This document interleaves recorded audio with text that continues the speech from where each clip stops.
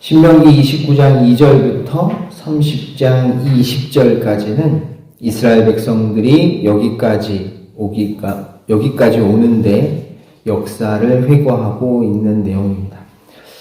그 중에서 오늘 우리가 읽은 본문은 이스라엘이 애굽을 나오는 과정과 광야 방랑 그리고 요단 동편의 땅을 정복하는 것에 관한 내용들을 다루고 있습니다. 2절을 보면 모세는 온 이스라엘 백성들을 소집합니다.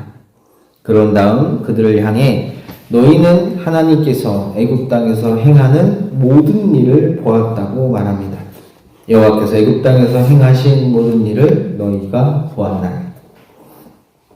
이스라엘 백성들이 목격한 하나님께서 애굽 땅에서 행하신 일이 무엇인지는 다음 절인 3절에 나옵니다.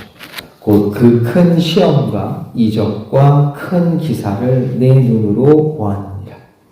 이 말이 무엇을 의미하는지는 신명기 4장 34절을 보면 알 수 있습니다.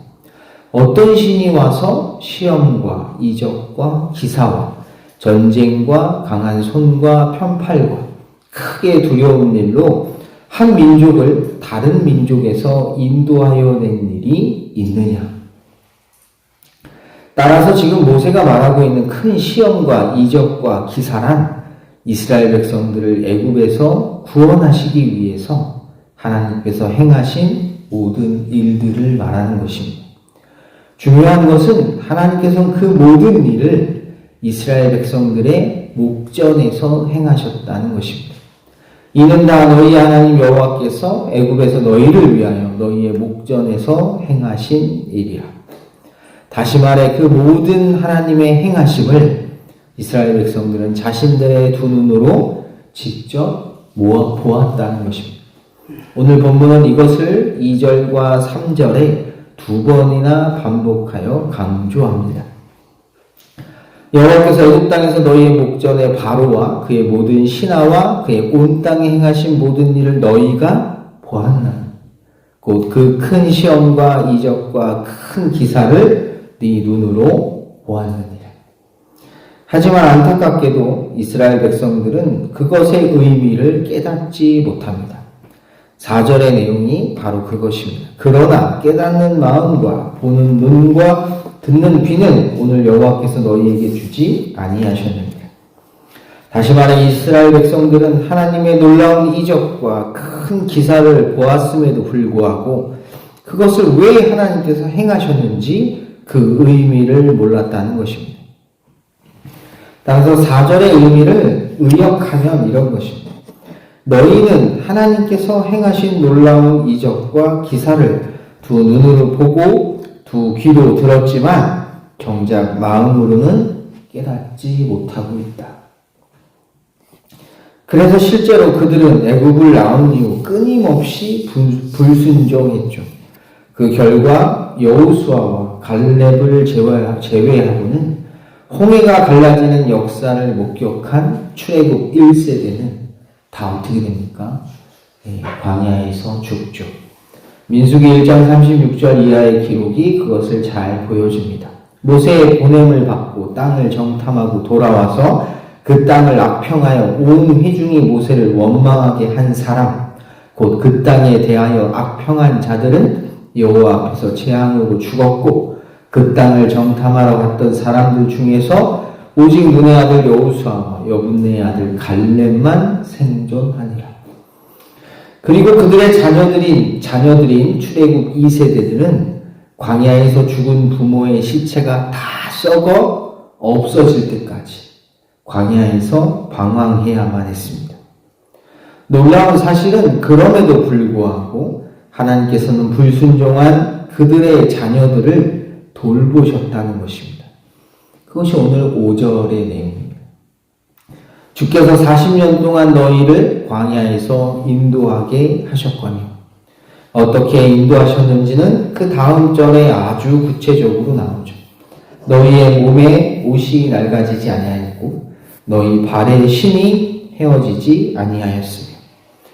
5절이 하나님께서 40년 동안 이스라엘 백성들의 필요를 채워주신 것에 대한 언급이라면 이어지는 6절은 그 기간 동안 하나님께서 그들이 하지 못하도록 막으신 것에 대한 내용입니다. 하나님께서는 광야 40년 동안 이스라엘 백성들에게 떡을 주시지 않습니다. 또한 포도주와 독주도 허락하지 않으시죠. 대신 하나님께서 그들에게 주신 것이 있습니다. 뭘 주셨죠? 만나를 주셨습니다. 사람이 사는 출애굽기 16장 35절에 보면 사람이 사는 땅에 이르기까지 이스라엘 자손이 40년 동안 만나를 먹었으니 곧 가나안 땅 접경에 이르기까지 그들이 만나를 먹었다. 그런데 사실 만나가 맛있지는 않았던 것 같습니다. 아니면 처음에는 맛있었는데 매일 먹다 보니 물려서 그랬을 수도 있는데 민수기 11장 6절을 보면 이스라엘 백성들이 불평하죠. 이제는 우리의 기력이 다하여 이 만나 외에는 보이는 것이 아무것도 없도다. 이것을 통해 우리가 알 수 있는 것은 출애굽 2세대들은 광야 40년 동안 맛있는 음식을 먹지 못했다는 것입니다. 술을 마실 수도 없었죠. 민수기 11장 5절을 보면 이스라엘 백성들이 이렇게 원망합니다. 우리가 애굽에 있을 때에는 값없이 생선과 오이와 참외와 부추와 파와 마늘들을 먹은 것이 생각나고 그래서 돌아가겠다고 끊임없이 불평합니다. 아마 만나가 진짜 맛이 없었던 것 같습니다. 그렇다면 도대체 하나님께서는 왜 그들에게 만나만을 허락하셨을까요? 그 이유가 오늘 본문 6절 하반절에 나옵니다. 주는 너희의 하나님 여호와이신 줄을 알게 하려 하십니다. 이어서 모세는 이스라엘 백성들이 요단 동쪽 땅을 정복하고 그 땅을 기업으로 분배받은 것에 관한 이야기를 회고합니다. 너희가 이곳에 올 때 헤스본 왕 시온과 바산 왕 옥이 우리와 싸우러 나왔으므로 우리가 그들을 치고 그 땅을 차지하여 르우벤과 갓과 므낫세 반지파에게 기업으로 주었다. 여러분, 이스라엘 백성들에게 이 말이 어떤 의미인지가 보이십니까? 그들은 얼마 전까지 애굽에서 뭐였죠? 노예였죠. 그래서 온갖 억압과 핍박 속에서 착취당하면서 살았습니다. 그런데 지금 그들에게 무엇이 주어졌습니까? 땅이 주어졌죠. 종으로 살았기에 단 한 번도 가져보지 못한, 아니 상상조차 할 수 없었던 일이 그들에게 일어나는 것입니다. 땅이 생긴 거죠. 그래서 모세는 그들에게 말합니다. 그런즉 너희는 이 언약의 말씀을 지켜 행하라. 따라서 이스라엘 백성들이 하나님과 한 약속, 곧 하나님의 모든 명령과 규례를 지켜야 하는 이유가 무엇입니까? 자신들을 애굽의 노예에서 건져주시고 여기까지 지켜주시며 이제 무엇을 주시기 때문입니까? 땅을 주시기 때문입니다. 그리고 이는 오늘날을 사는 우리들에게도 마찬가지죠. 하나뿐인 아들 예수님을 구원자로 보내주셔서 죄에서 건져주시고 하나님의 아들로 삼아 오늘까지 지켜주십니다. 이제 앞으로 어떻게 하실 것입니까?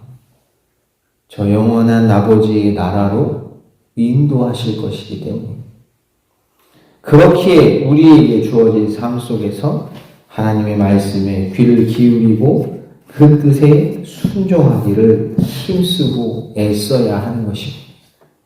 그럴 때 하나님께서 언제나 우리와 함께 하십니다. 그리하면 너희가 하는 모든 일이 형통하리라. 이런 은혜가 우리 모두의 삶 속에 가득하시기를 주님의 이름으로 간절히 축복합니다.